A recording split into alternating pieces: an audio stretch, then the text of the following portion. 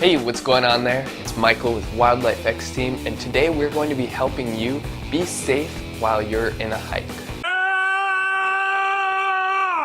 Hiking is a very fun and normally safe activity to do. You might already be doing it, and it's very exciting being in nature. You can feel a little bit more peaceful. It's a great way to de-stress, and it can be very enjoying, and you can see some very cool things, such as being on top of a mountain or finding really cool lakes, and it's all around an exciting experience. However, sometimes there are wildlife animals out there like bears, skunks, aggressive animals, and predators like coyotes that may hurt you or be more likely to hurt you. And in this video, we're gonna kind of just go over how to be safe, what to do if an animal like that comes and approaches you, so that way you can enjoy wildlife, you can enjoy nature, but at the same time, you can come home safely. Also, I'll add on right here that most animals, even big, crazy animals like bears, they are going to still be afraid of humans. So usually, as long as you're not being aggressive and interfering with wildlife animals, don't throw things at wildlife animals, don't run towards them, don't be aggressive towards them. Most of the time, they're just going to go away, you're going to go away, and it's going to be no problem. They're going to leave, and so don't be aggressive. This one is obvious, and you don't need to be afraid by this. Don't be afraid by this video, and never go and hike again. It's very rare, but just keep these tips in mind while you do enjoy hiking, so you can be safe if something happens. Our first tip is that you shouldn't hike alone. It's usually more enjoyable with other friends as well. And so if you come across something like a bear or just a random fox or any aggressive animal, they're going to see that you're in a group, and so they're going to be dissuaded from attacking you or approaching. It's just going to be safer, and if you fall, if you sprain your ankle, if you roll your ankle because it's very bumpy terrain, you're going to have people that can help you get back. Now, if you can't go with friends and you really want to go alone, which is okay, and sometimes even I do that myself, just tell someone where you're going. Let somebody know, and let them know what time you'll be back, because sometimes you're going to be going in a place which doesn't have connection, so it's going to be harder to call for help. And so just make sure that somebody knows where you're going. And so if you don't contact them by a certain time and say, hey, I'm back, they know that something's up and they can try contact you, and if you're not responding, they can call help to the area. The next tip is obvious. Bring enough food and water. In fact, overpack. It's always better to have an extra water bottle than it is to have one less water bottle. Make sure you have lots of water, and don't anticipate or don't expect there to be water fountains on the hike. Sometimes, and most often than not, there's not going to be water fountains, there's not going to be anything available for you to eat or drink. So always make sure you have snacks like crackers and lots of water. You can almost never have too much water, and it's just going to keep you hydrated and focused. Water is very critical in human awareness and being focused and happy, and so bring lots of water. Our next tip is to make sure you're in great physical condition. Now, you don't have to be in the best physical conditioning, just look at the hike. Usually you can find it online, or you can ask a ranger that is in the park area. Just ask them, how hard is this hike? If it's very, very hard, then you kind of gotta gauge it with your physical ability. Another way to do this, and a good rule to follow, is once you're half out of supplies, immediately come back. And in fact, usually turn around right before you're half out of supplies. And feel what it's like in the beginning of the hike too. If it's very, very hard, maybe you don't need to go to the top of the mountain. Maybe you'll have to come back for more supplies. That's happened to me a few times where I actually wanted to climb a mountain, and I started to climb it, and I went about halfway through all of my supplies, all my food and water, and then I realized, okay, this hike is way harder than I thought it would be. I should turn around right now, because you can't expect food, water, and help at the top. You have to think as if it's just you or just your group. Don't anticipate on outside help. Even though we are a great society and we can almost always bring help, don't anticipate it. Pretend like it's just you. Once you're half out of supplies, return back to civilization. Also, make sure you have a great phone connection. You can usually check whether your phone is a GSM a CDMA or a GSM quad band. What this is a cellular network. For example, Verizon in the United States operates primarily on the CDMA network. Then there's also GSM phones. Apple phones, for example, the most recent Apple phones, and I think all the way as old as the iPhone 4S, is going to be a GSM quad band and a CDMA phone. However, if you only use a certain carrier such as Verizon, you're only going to be limited to the CDMA network. So I think at least. You're going to want to check this, and you're going to want to make sure, do you have connection, do you not have connection? And then another great thing to have in addition to that is a GPS. Now the cool thing with GPS is it's actually separate of cellular connection. Something cool to try is to turn your phone on airplane mode. This means Wi-Fi's off, mobile data is off, you're completely disconnected from Bluetooth and any other connection. Then pull out Google Maps and you're gonna see that it still works. Now, you can't pull up information on restaurants, it can't bring navigation, it can't do directions, but still, you're gonna pull up on the map exactly where you are. So this is really cool to have, and I would highly recommend a smartphone or an Android or anything with a built-in GPS. You can see this on the phone, on the specifications, and on most phones where Google Maps is already installed, it's already going to be there. So even if you're completely far away from connection and everything and you're not able to call for help, you're still going to be able to pull up Google Maps and you're going to be able to see where you are, and then you can kind of figure out by turning it around, okay, I have to go this way. It's a really cool feature, and like I said, on most phones, like smartphones or Android, it's going to have it. So just double check with your phone that you're able to connect to Google Maps and use it even if you don't have internet. Our next tip is to check weather conditions. Getting stormed on is not going to be fun, and in fact, it may get you lost. If you are exploring somewhere deep into a forest and then it starts pouring like crazy, you might kind of lose sight of the trail, or you might get a little bit confused and it's going to be harder to see, and so you're more likely to get lost. So check the weather conditions and make sure you can handle whatever's coming. If you're climbing a tall mountain in a cold place and it looks like it might snow or rain, make sure you're prepared to handle the cold. And if you're not able to handle the cold and snow and rain and wetness, then maybe you should not go to that hike. So now, what are some items that you should bring? Besides the backpack, the food, the water, and anything else you might need, such as the obvious stuff like good shoes, one thing that you should bring is a flashlight. Sometimes you might be going a bit too late and you might lose track of time, it just happens, and so you're going to want a flashlight because these areas in nature are not going to be lit, and if there's trees or there's not a full moon, it's going to be very, very hard to see at night.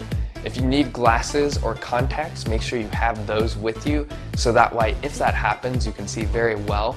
But like I said, if night comes, you need that flashlight so that way you can see properly. Otherwise, you're going to be at risk for rolling your ankle, you're going to be at risk for spraining your ankle, or any type of getting lost especially. It's very hard to see in a forest at night. Another item that you might need is a first aid kit. You don't need something super elaborate, but just like basic gauze is going to be very fine. So if you scratch yourself, that way you can disinfect it and then you can wrap it up so that way the injury is blocked out and nothing else can potentially get in. A pocket knife may be useful as well, just in case you get into a situation.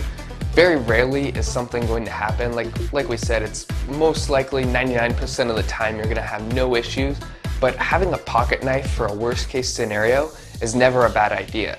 There might be bad people out there, it might be wildlife animals, but just having a knife will make you just a bit more confident, which might even help you in the potential confrontation, and it's just something you can use in a worst case scenario. So what do you do if you see a wildlife animal? Let's say hypothetically speaking, you see a bear. What should you do? You need to stand and you just need to take a deep breath. Remain calm, don't scream, don't run. Those things are more likely to trigger an attack. don't make eye contact too with the animal, such as a bear, because it might be seen as an aggressive sign, like you are ready to fight them. If you've ever seen two people being very aggressive, or you've ever been in kind of like a fight-like situation, you're going to notice that eye contact is very, very intense. People are only looking directly at that one person, and it's a sign of aggression. So if you see a bear or any wildlife animal, don't look at it directly in the eyes. That might scare it, it'll get it aggressive, but look in its general direction. So maybe look at its body, maybe look kind of around it, but just be looking in the general direction and slowly walk away while facing the creature. So I would kind of back up like this, but I would still be keeping an eye, not eye contact, but I would be keeping an eye in this general direction as I backed up. And then once you're far enough away, you can start to move a little bit faster. Again though, don't run, don't scream. That's more likely to trigger an attack. I will add again real quick too before we continue, it's very rare that you're even going to see a dangerous wildlife animal such as a bear or a coyote or wherever you are. It's rare. And then even if you see this wildlife animal, it's even more rare that you're going to get into a confrontation. For example, if you see a bear and you just apply those principles, you just look in its general direction and slowly move away, then probably nothing is going to happen. It's very rare for something to happen on top of that. So don't be scared, don't be afraid, don't not hike. Just know these principles and know that it's very rare for any of this to actually happen. The final thing you need to know about wildlife attacks is that there are two types of attacks. The first one is defensive attacks. The second is predatory attacks. Now the first one is simply defensive attacks. That it would be like if you got too close to food, if you're too close to the animal and it's minding its own business, if you're too close to its cubs or babies or whatever. And a defensive attack is simply the animal being scared for its own well-being and others around it, and so it's attacking you to make you go away. With defensive attacks, these tend to be the very most likely that happen, and they primarily happen because the humans are being aggressive to the animal, they're playing with the animal, they're just doing stupid things that they should not be doing. So if you're not being stupid or aggressive, these are very rare. And you can just apply those principles and get away from the animal. The animal will go away on its own, or you'll just have to leave. But these are going to be the most frequent types of attacks. And again, they're caused primarily by aggression, by scaring the animal. The second type of attack is a predatory attack. That happens when the wildlife animal is just plain hungry and it's looking for something to eat, and it found you and it sees you as good food. If you're with little kids tend to be more so the target of this because they're seen as smaller and weaker, and therefore an easier kill and something quicker to eat. If in the case of a predatory attack where it looks like the animal is being aggressive and it's kind of following you, you want to look as big as possible. Keep your backpack on, keep whatever, and you just want to get up and you just want to look big and you want to be confident and you want to apply those same principles of slowly moving away, but be ready to fight. Be confident in yourself and look it in the eye, look at it in its general area. If it starts to get closer to you, slowly back off and make no sudden movements. Otherwise it's going to be ready to do something. And again, in both defensive and predatory attacks, running away and screaming is going to trigger it. It's going to be a sign that it can move on you, but if you just stay calm, powerful and big, and this is why you should go in groups as well, because if you're in a group, you're just going to have that much more power.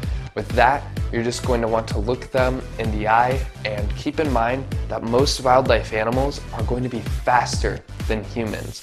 Okay, even bears are going to be faster than most humans. Even those big giant creatures are going to be faster than humans. And so running is almost always not going to be an option. You're going to have to fight, or if you kind of know the general area, maybe you could get away.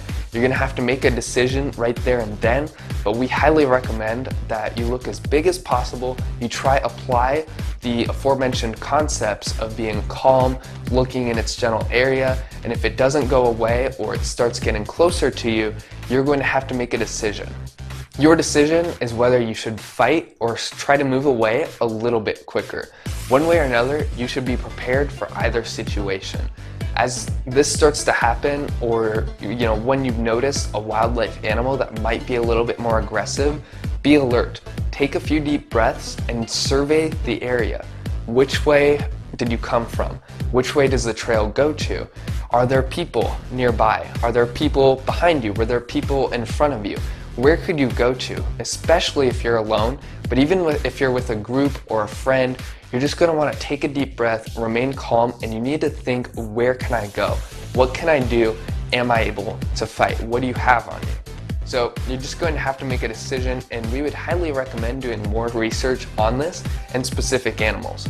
For example, if you know you're going into an area with a lot of bears, do research on bears. We can make a whole video on each animal type. For example, a bear, a fox, a skunk, so on and so forth, because there's so much about each creature. But I'm just going to tell you right now that you should just do research on that one animal, and the general concepts we just told you about being calm and slowly moving away, that's going to apply to almost every single animal. So again, check your area, just be alert, make sure you have those items we mentioned, and you did all those things. We're going to have that guide in the description. It's going to be a link to a blog post, so you can go over all of that again, and you can make sure you're fully prepared for your hike, so that way you can have as much fun as possible while also being very safe. We hope you guys enjoyed the video. Leave a comment down below if you have any questions, and we will answer it. Hit like if you enjoyed the video, and we will see you all in the next video.